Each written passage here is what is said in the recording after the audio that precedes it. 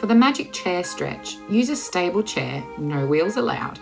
Step up onto the chair, drop both heels off the back. Really relax your ankles and let those heels feel heavy.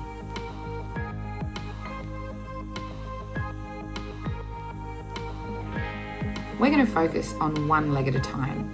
Put one leg back on the chair again for balance and stability.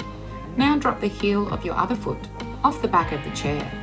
You can increase the stretch by dropping your arms further down the chair or even tucking your head down near your bent knee if you're comfortable. We're going to repeat this with our other leg. Focus on the lovely burn down the back of the legs, especially if you have tight calves and hamstrings.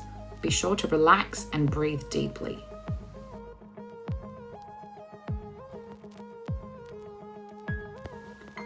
We're going to finish off by dropping both heels of both legs down again and feel that stretch. Feel the difference from step 1 to now, it's huge. In this step, try and keep your arms down low and your head low with your back straight. Think about touching the ground with your hands. Come up and out very slowly and carefully. Thanks for watching our magic chair stretch video.